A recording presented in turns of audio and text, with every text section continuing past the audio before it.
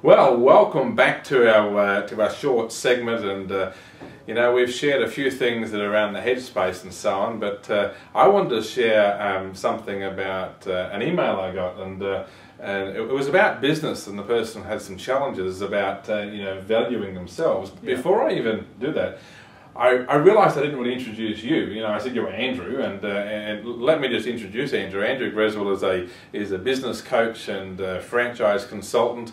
He's helped bring in over $33 million of extra sales in businesses. He has over 1,000 clients. Made 9 people at least 9 into millionaires. So you know, that's it gives people an idea that your expertise is more in business. Absolutely, yeah, it is. Yeah, 20 years in small business, basically. Yes. So I'm now 25. I started when I was 5 years old. So, yeah. I received a message on Facebook, I think it was. In fact, since we started posting these videos, it's quite surprising of the emails and messages we've got. Yes. And I shared this one with you. That this woman said that she makes money out of a business. She's an artist. Yes. And she makes money out of business, and she loves what she's doing, but she also loves helping people, and her challenge is she gives more away than what she should. Yeah, I think you passed that one on to me. People are saying to her that she's too nice. Yes. And so I always, when I hear that, immediately know that there are people giving money away when they really shouldn't be, and they know they shouldn't be, but don't know how to stop that. Well, I don't think that people can be too nice. But I think, as you shared before, it comes back to how a person values themselves. Yeah, look, I've seen amazing changes in people's business by not doing any business stuff, in inverted commas. Yes. And doing just helping a person understand their personal value, who they are for themselves, to themselves and to their family, and the good they bring into the world. Yes. And taking them through exercise, and they need to go through exercises to be able to do that.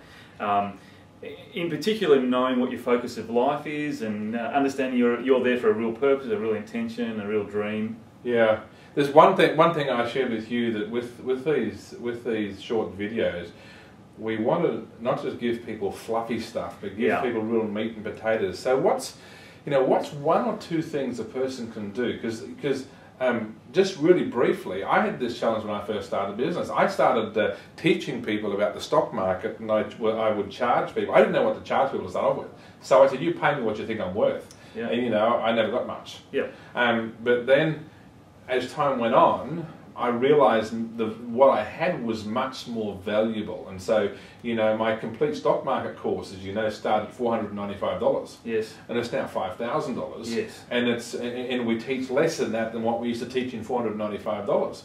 So, what's one or two things a person can do to really be that value, or see that value in themselves? Well, I'm gonna come at it from left field, David. The first thing they've got to do is understand that they have absolute value of themselves. And to do that, what they need to do is ask themselves, are they a person of good intention? Are they a good person, basically? Mm-hmm. When they understand that pretty much everybody I've ever worked with, in fact, I don't think I've ever worked with anybody who didn't have good intention for themselves, for their family, for the community at large. Yes. Understand you've got good intention. And if you earned $1 million in the next week, or let's say next year or next 10 years, some people, that might be really great. In the next year you earned $1 million. Would you be a good person and look after that money and look after yourself and your family and your community with the money that you got? Mm. And every time anybody's answered that question, they've always said yes. I said, so I'll say to them, valuing yourself is not accepting value coming to you. Or, and this is this question with this lady who was the artist. It's not allowing money to come to you. So the first question is, do I allow myself to accept money? And then we're going to look after the money when it comes. That's the first thing that I would do.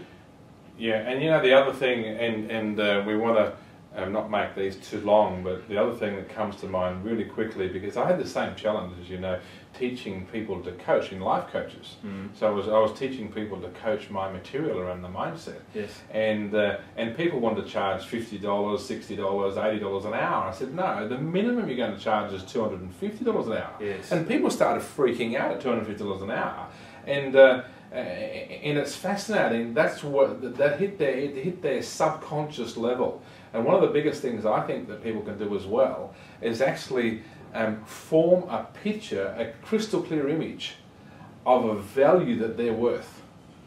Yes, and this would be in the form of sit down and do the work, Yes. and understand first of all what you dream of in your life. Yes. And then if that's not your great massive fantasy style dream, then come back from that just to start with. Yes. And decide what your life should be worth right now, what other people may be like in your industry, and so what's just a fair and reasonable, start at fair and reasonable and say I am worth that and I accept that money into my life. Yes. Start there and then move on to the next steps in the business, which is putting this kind of thought into action in Yes. the real business systems of the business. Yeah, and one of the things that I say to people, if you're having a challenge around keeping the money, or the challenge about how much you think you're worth, double your prices.